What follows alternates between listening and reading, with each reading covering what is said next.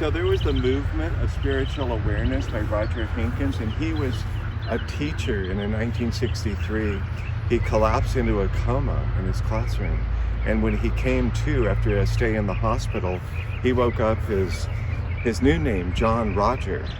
And as John Roger, he believed that he had acquired the power of mystical travel consciousness. And he again combined different religions or different thought processes and elements of Hinduism, Buddhism, and even Sikhism.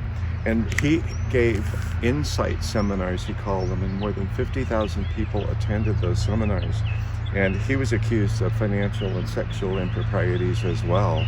That seems to be like the kind of where they all land, at the end of it. But today, the group is purportedly still in operation as the Peace Awareness Labyrinth Gardens, located in the West Adams district of Los Angeles. And that's from like 1963. So these things, there's always, the groups just keep going on, and they probably dwindle. But, another group that was interesting is called Me Science. And this is actually closer to home. This is a woman named Ann Colton, and she was in Glendale. And they started in the 60s. And they basically a lot of the secret of these sects is to combine religions and psychology and metaphysics and kind of put it together in a new kind of package, rewrap it, repurpose it, and then make themselves a cult leader. But she basically was into Christianity, which she blended with metaphysics and dream analysis. That was her deal. So she built a compound in Glendale, and it started in the mid-60s. And they took everybody to the cleaners, and it came out in the 90s. It took until the 1990s to come out. And her poor husband, who was actually in his 90s then, hung himself in disgrace because he was ashamed of what they had done, fleecing their followers. I've been thinking about this for a long time. It's like this dark comedy. Let's combine forces on that.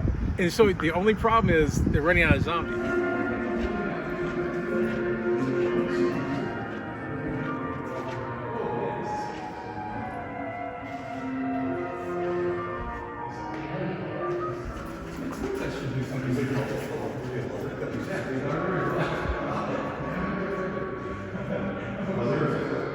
LRH and Jack Parsons went into collusion and decided that they were going to basically follow in the steps of Aleister Crowley, and they were going to essentially create a situation where they could beget the Antichrist. And this is probably about the late 40s, and over Parsons' mantle was a painting of Aleister Crowley. People thought it was his father because he said, "This is my father," but he called him Father, and he began writing communications to Aleister Crowley, who was the person who started the Order of the Golden Dawn, which specialized in black magic, and he was considered the beast. He was kind of the toast of London, but he was like infamous worldwide and a well-known writer too on the subject of black magic. And so he got letters back from Aleister Crowley that called him son. They were addressed son, and then it would be signed father. So Parsons believed that he was the heir apparent to all of the teachings of Aleister Crowley. And this is from City of Quartz by Mike Davis. Aside from being a world-famous rocket pioneer and a secret wizard, Parsons was also a devoted science fiction fan who attended meetings of the Los Angeles Fantasy and Science Fiction Society to hear writers talk about their books.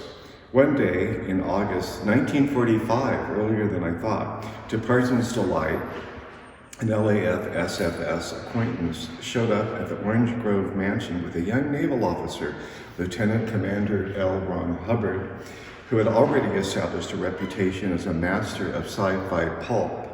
Captivated by Hubbard's charm and expressed desire to become a practitioner of magic, Parsons welcomed him as a house guest and sorcerer's apprentice.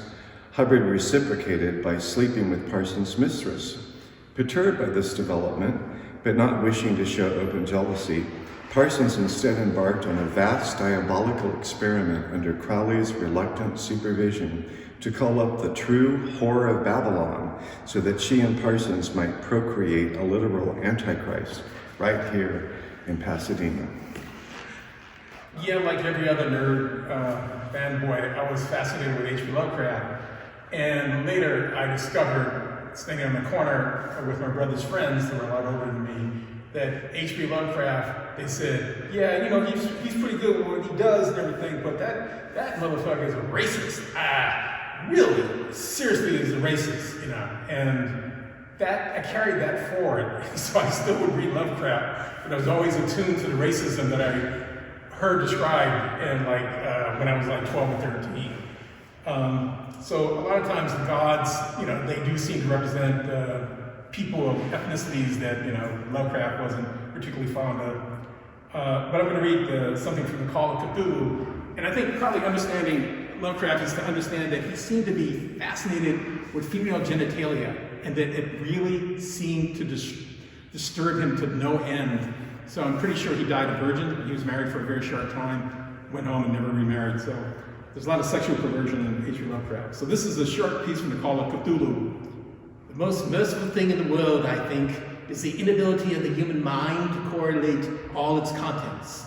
We live in a placid island of ignorance in the midst of black seas of infinity. It was not meant that we should voyage far. The sciences each straining in its own direction, and Hereford harm us little, but some day, by piercing together of disassociated knowledge, will open up such terrifying vistas of reality and of our frightful position therein, that we shall either go mad from the revelation of flee from the deadly light into the peace and safety of a new dark age. Thank you. Wow, nice. You know, they're just conventional in their obsessions and their hatreds. Yeah. You know, they're anti-Semitic, they're racist, you know, homophobic. Right. So they're, you know. It's all repressed. Yeah, it's and all then they- perverted, and then yeah. This unconscious spillage comes out in space and time. It's just like everybody has their own LitFest. Yeah, that's being permission. Well, yeah, the fair and furious. So they would carve up animals and eat them and stuff like that, carrying blood of dogs and stuff up in the hills of Pasadena, on the Marks estate. And The Marks estate? Yeah, on the Marks estate. I think after it was abandoned, and they had children were involved. There was Is a it lot still of there now, shit. the estate? They actually formed a nonprofit, and the group still exists in other places, not in Pasadena. But they were here. They were very famous in the 70s. They were kind of mostly in the 70s, and it was a secret cult group. The Book of Martha by Octavia Butler.